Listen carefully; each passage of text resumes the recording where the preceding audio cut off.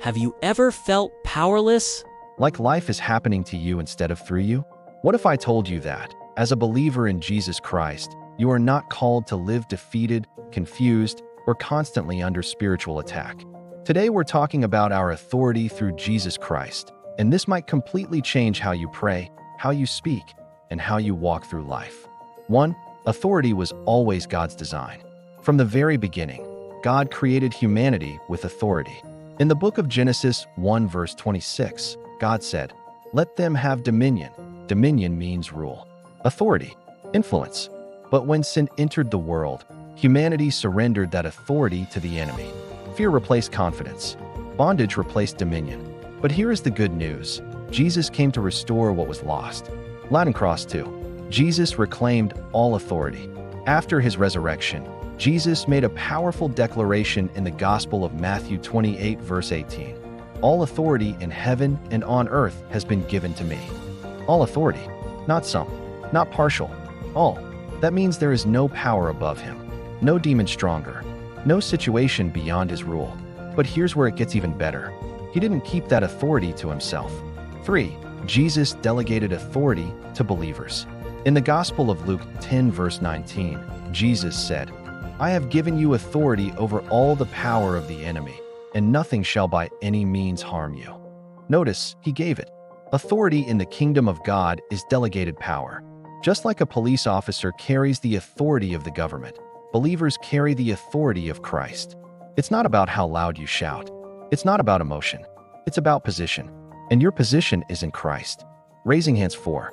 Our authority comes from our identity. The Bible says in the Epistle to the Ephesians 2 verse 6, "And God raised us up with Christ and seated us with him in the heavenly realms in Christ Jesus." Seated with him. Authority flows from being seated, not striving. If Christ is above every principality and power, Ephesians 1 verse 21, and you are seated with him, then where does that place you? Above fear, above condemnation, above the enemy's lies. 5. How do we exercise this authority? Authority must be exercised. Keycap 1 through the name of Jesus in Epistle to the Philippians 2 verses 9 to 10. It says, "At the name of Jesus every knee should bow. His name carries power." When you pray in his name, you are invoking his authority. Keycap 2 through faith.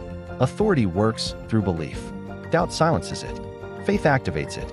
Keycap 3 through God's word. When Jesus was tempted in the wilderness, Matthew 4, he responded with, "It is written." The word of God is your legal foundation. 6. Authority is not arrogance, let's be clear. Spiritual authority is not pride. It's not dominance over people. It's not control. Even the archangel Michael said, "The Lord rebuke you," Jude 1 verse 9. Our authority always flows from Christ, never from self. 7. What this means for you, you don't have to beg the enemy to leave. You don't have to live in constant fear. You don't have to accept every attack as just life. Through Jesus Christ, you have authority over fear. You have authority over temptation. You have authority in prayer. You have the authority to declare God's promises, not because you're strong, but because he is. Closing encouragement. If you're in Christ, you are not powerless. You are seated with him. You are covered by his name. You are backed by heaven. Walk like it. Pray like it. Speak like it. Because your authority is not coming. It's already been given. If this message encouraged you, like this video, share it with someone who needs to be reminded of their authority in Christ, and subscribe for more biblical teaching that strengthens your faith. And remember, you don't fight for victory. You fight from victory. See you in the next video. Folded hands.